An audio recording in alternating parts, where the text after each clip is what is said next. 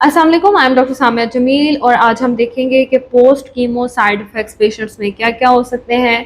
Patient जब हमारे पास से कीमो लगवा के जाते हैं तो उन्हें कौन कौन से मसले दरपेश आते हैं और उन्हें किस तरह से ट्रीट करना चाहिए।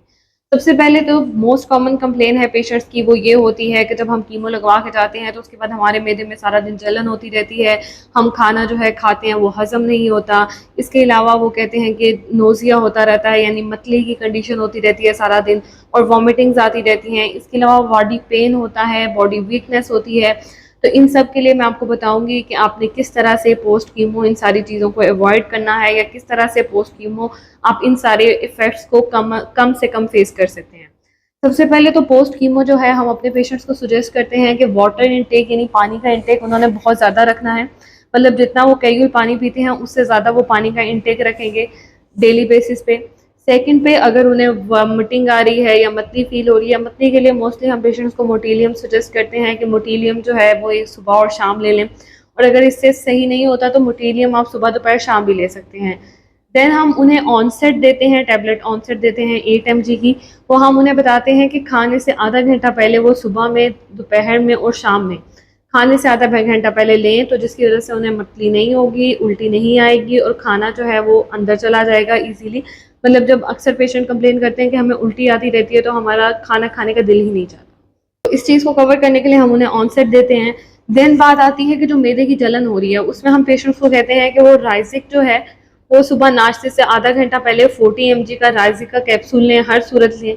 इसके अलावा सिरप मोसीगार है हमारे पास, मोसीगार वी 2 चम्मच आप सुबह शाम लें सिरप मोसीगार को, तो इससे आपकी जो भूख है वो काफ़ी हद तक बेहतर हो जाएगी। देन हमारे पास एक सिरप आता है, सिरप म्यूकेन।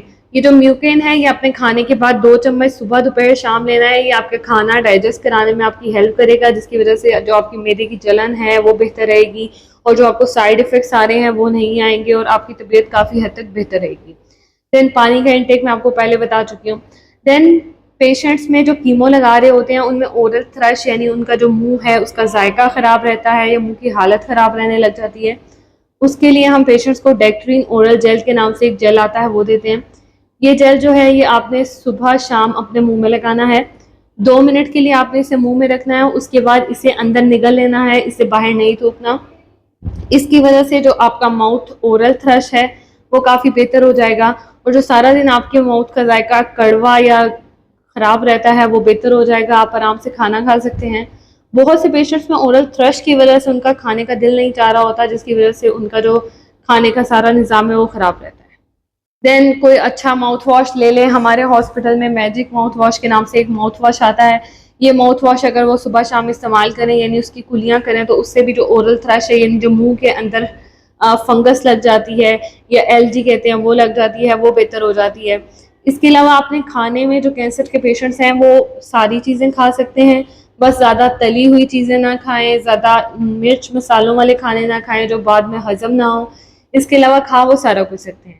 देन मैं आपको एक लिस्ट प्रोवाइड कर रही हूँ जिसमें सारे फल दिए हुए हैं कि मोटे छिलकों वाले फल जो हैं वो ज़्यादा प्रेफर किए जाएं, वो आप खाएं, उनका जूस पिएं।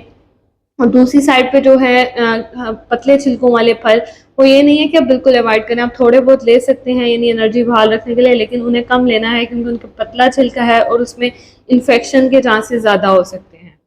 इसके अलावा मैं एक लिस्ट दे रही हूँ खानों की, जो आप अगर फॉर एग्जांपल आपकी एनजी ट्यूब हुई है, जो ट्यूब लगी हुई है उससे आपने खाना देना है, तो आप क्या क्या दे सकते हैं, किस तरह से ब्लेंड करके आपने उसके थ्रू खाना देना है। मैं एक नेक्स्ट वीडियो बनाऊंगी, उस वीडियो में मैं आपको प्रोवाइड करूंगी एक सारा चार्ट कि हम जो अगर फॉर एग्जांपल कैंसर के पेशेंट्स में जो मोस्टली 4 स्टेज पेशेंट्स होते हैं उनमें जो ज़ख़म बन जाते हैं उनके ऊपर हम कौन सी ऑइंटमेंट्स लगवाते हैं, उन्हें किस तरह से मैनेज करते हैं, उसे बनाने का तरीका क्या है। इंशाल्लाह मैं अपनी नेक्स्ट वीडियो में वो सारा कुछ एक्सप्लेन करूंगी। Thank you so much for watching my video.